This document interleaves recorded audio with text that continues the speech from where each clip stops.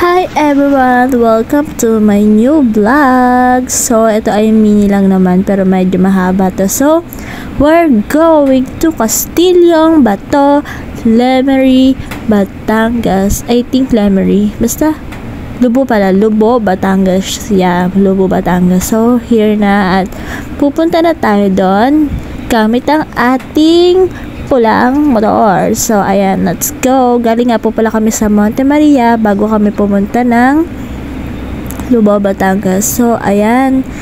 And enjoy natin tong rides. Medyo long ride talaga siya. And sana magustuhan nyo tong video na to. And napakahaba ng biyahe. Pero maganda naman yung mga view and yung dadaanan. So, ang gamit po pala namin dito papunta ay Google Maps. So, thankful naman ako kay Google Map na hindi niya kami iniligaw and hindi na kami idinaan sa shortcut, as in shortcut, parang shortcut na sa kabilang buhay, ganun. Kasi minsan, idadaan ka talaga ni Google sa shortcut, as in kahit tao na lang yung dumadaan at hindi pwede ang sasakyan, ay talagang idadaan ka niya kasi shortcut siya, pero kasya naman yung motor. So, ayun. Kaya, ang natutunan ko dito, dapat next time, pag mag-Google Map ka, much better na tingnan mo muna kung ano yung dadaanan mo. Kasi dito naman, makikita naman kung highway ba siya or lupa na lang talaga. As in, daanan na lang talaga siya ng tao. Pero pwedeng idaan yung motor. Kaso nga lang, sobrang hirap. Malubak, ganyan. So, eto na nga. Ang dami ko sinasabi, diba? So, ayan. Let's go. And feeling ko malapit na kami. Pero kasi malapit naman talaga siya doon sa dagat. Yan. Kung makikita nyo, puro dagat naman talaga yung side view niya. And ang gusto lang talaga namin puntahan ay yung libre. So, yan. Pupunta tayo dun sa libre. Kasi, diba, libre nga. O, ayan. Let's go sa Barangay Ilihan. Nandito na tayo sa Barangay Ilihan. And, diretso pa rin tayo. So, ayan. And, napakaganda naman talaga ng mga daan na nakakamangha naman talaga. At may nakita kaming ganitong view. Ang ganda niya, diba? So, diretso lang tayo sa ating tatahakin at ayan, nakikita nyo ang ganda-ganda ng view.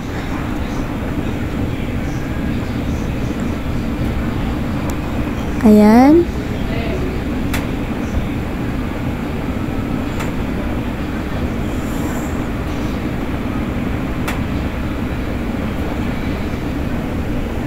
So, napakaganda talaga ng dagat na yan. Kung pwede nga lang dito na lang kami mag-stop, charot lang. Kasi dun talaga tayo pupunta sa Castillong, Bato. Kasi napakaganda daw talaga ng view. And, dulo na nga pala siya. Kaya super layo niya dito sa pinuntahan naming una na Monte Maria. So, ayan.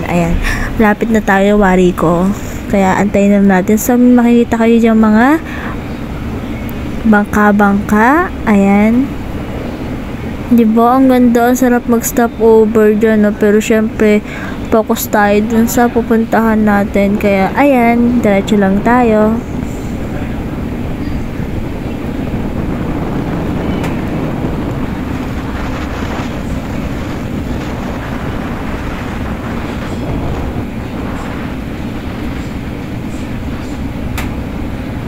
Kitang-kita nyo ba yun, guys? Medyo maulap nga lang dito kasi alam nyo na masama yung panahon ng araw na yan and okay lang kasi hindi naman siya sobrang nakakaitim and sobrang init. Pero mas maganda sana yung kulay ng dagat kung kulay green yung langit or blue, diba? Kasi nagre-reflect siya dun sa dagat para mas maganda pa yung view niya, diba? Pero okay lang yan para hindi tayo mangitim, syempre. So, ayan, tinan mo naman at manghang-mangha ang Bini Angela nyo, oh. Kung dito ba naman ako araw-araw nakatira, diba? Hindi na ako magkakaganto pa, charot lang. So, ere na nga at napakalayo na natin. So, ayan, naakit na tayo ng bundok.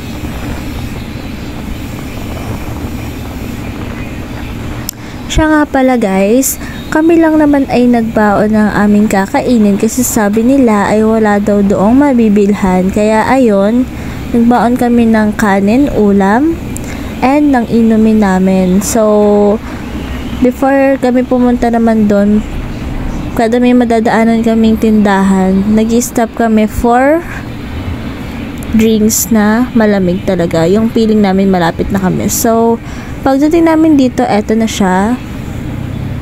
Ayan, naghanap lang kami ng mapaparkingan. And then, after that, ay nag-outfit na kami. Ayan, naglalakad kami. So, medyo malayo pa nga pala to dun sa pinaka-beach niya. So, ayan, lakad-lakad muna kami. Hawak namin ng aming mga gamit. Dahil, yung motor namin na iniwan namin doon sa pinagparkingan namin. So, may bayad po siya na 30 pesos sa parking.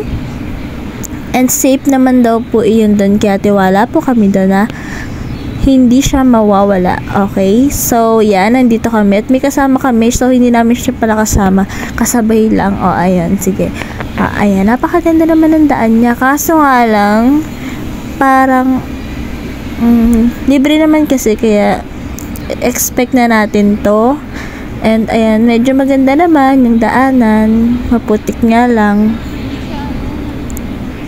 So tuloy po tayo sa Castilyong Bato. So dami ko pa pong sinasabi dyan.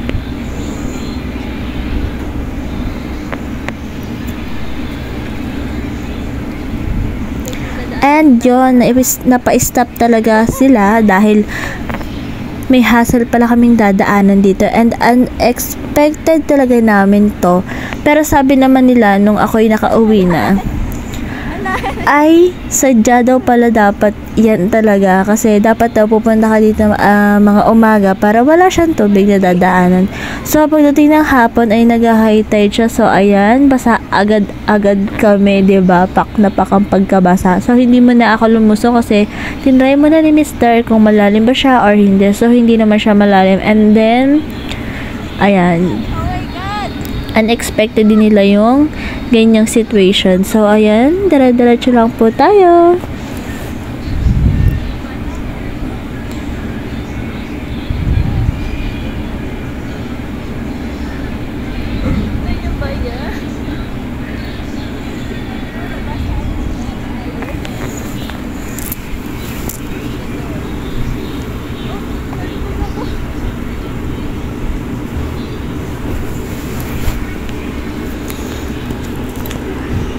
Guys, alam nyo ba, ang ganda-ganda ng water dito. Tingnan nyo naman, oh. Super linaw. Ayun, haggard ng ate po. Oh. Linaw niya, guys. So,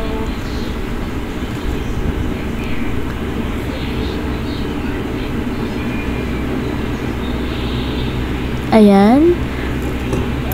Dito pala makikita mo na napakasulit ang biyahe namin. Kahit sobrang layo from Laguna to Castilyong Bato. Syempre, dumaan pa kami ng Monte Maria. Ayan.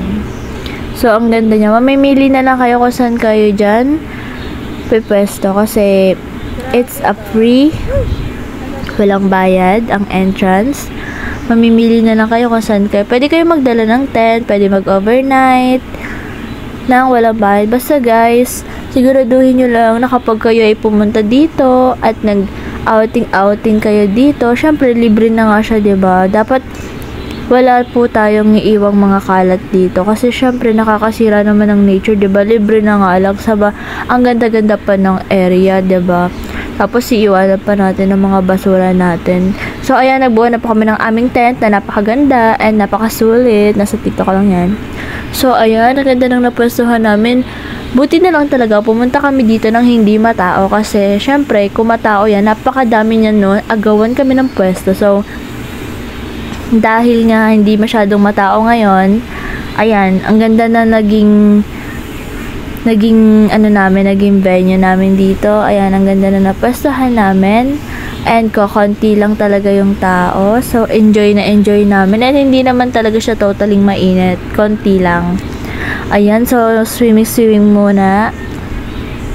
So, balik tayo dun sa sinasabi ko na nature.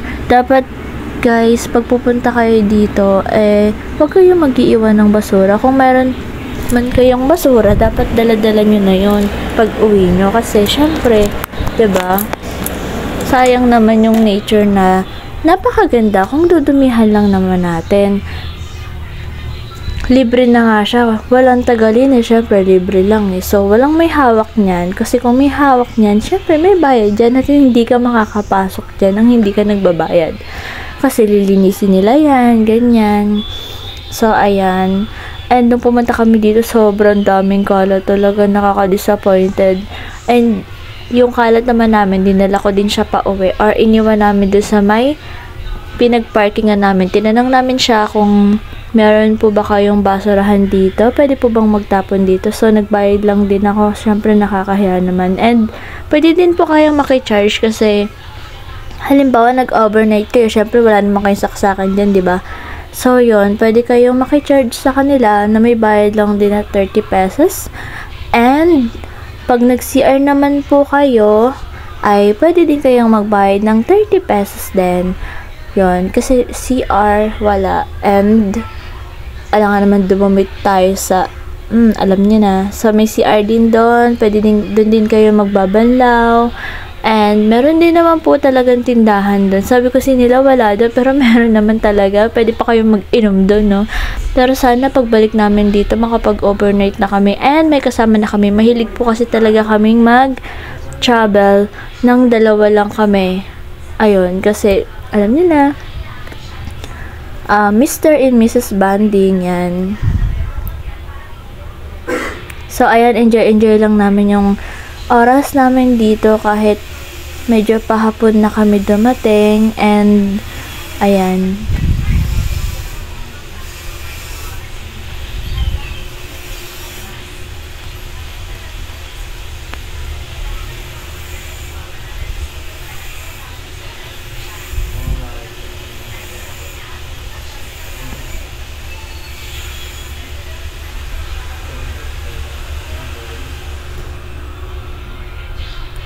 So, here my food. Ayan. Sobrang happy ko dito na kami yung lagi magkasama pag nag-travel kami. Although may mga anak naman kami, pero hindi naman namin pwedeng isama dito sa biyahe. Siguro pag nagkakotse kami, kasama na lahat. Pati mama and papa ko, kasama na din. And ang brother and sister ko, kasama na din. Pero for now, na may motor lang kami, hindi talaga namin sila maisasama. Kaya kaming dalawa lang muna. Pero naglalaan naman kami ng kasama sila. Yun nga lang, sa malalapit lang. Hindi kami pwede lumayo kasi syempre, mahirapan kami sa biyahe pare-parehas. And yung mga bata pa, na safety nila. So, ayun, kain po tayo. Ayan, sweet-sweeta naman ng lola at lola niya, So, ayan, sobrang nagutom din kami dyan. And ang sarap din talaga ng luto namin dyan. Meron lang kami na inadobong mais at saka inadobong manok. Ayan, yun lang yung binaon namin kasi hindi naman kami pwedeng magbaon ng na madaling mapanis. Tapos nagbaon lang kami ng snacks na hindi naman namin nakain kasi mas in-enjoy namin yung nature dito. Yung beach. Ayan. And ayan, patapusin muna natin sila kumain.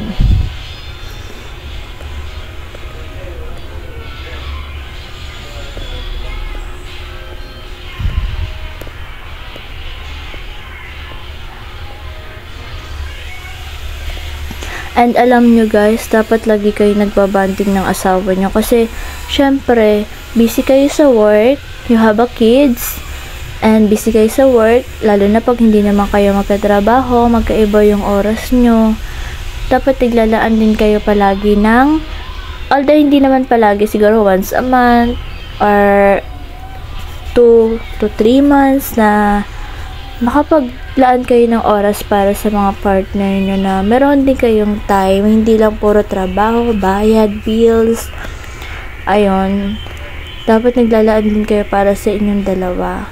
So, ayan, may baon din kami snack, like fries.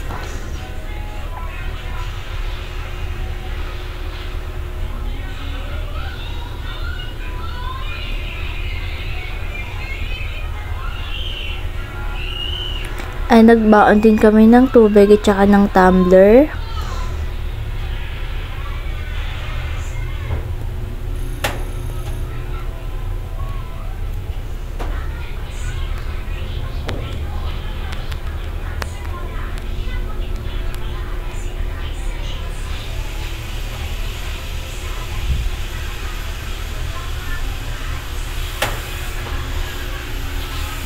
Alam nyo guys, pag nagkakotse talaga ako, isasama ko talaga dito yung buong family ko kasi sobrang ganda dito. Gusto ko maranasan nila yung view dito, yung feeling na ganito, na libre siya, na maganda yung view, na wala kang masyadong gagasasin kundi yung sasakyan lang talaga, at saka yung panggasolina. And ayan, nag-video na kami. Diba kung nakikita nyo naman, napakaganda. And ayan nga pala yung tent namin. Nilagyan lang namin siya ng gamit namin. Ito yung snacks namin na hindi naman namin naubos. Ayan.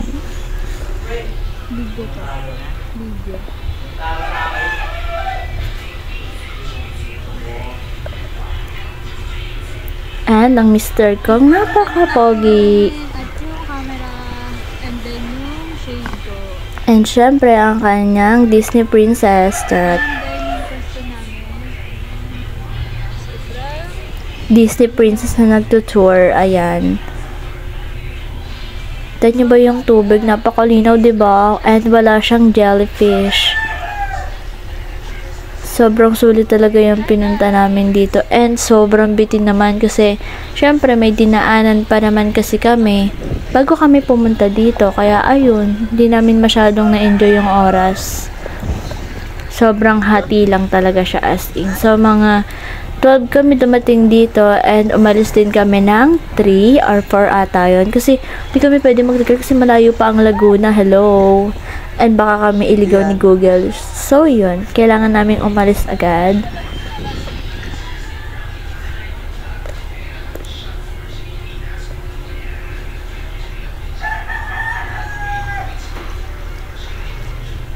And ayan, kung makikita nyo naman, napakaganda din ng buhang niya. Napaka-pino, white sand. And dyan, walang, dito sa part na to, walang basura. And thankful naman ako. Pero pagdating talaga dun sa dulo, sa mga bato-bato, ang dami talaga dun yan, dun sa dulo. So, tingnan nyo naman, di ba napakaganda. Tapos, iiwanan nyo lang ng basura. Shout out sa mga nag-iwan ng basura dyan ha. Dapat hindi kayo nag-iiwan ng basura. Hindi naman, no, maawa kayo, di ba?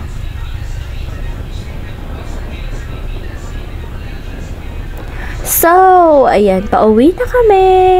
And, ayan, tingnan nyo naman, umuwi agad kami, hindi kami pwede magpagabi sa daan kasi bundok ang dadaanan namin bago kami makauwi. So, ayan, let's go home. And, ayan, kinabi na nga kami sa daan and nandito pa lang kami sa Padre Garcia. So, ayan. Thank you for watching.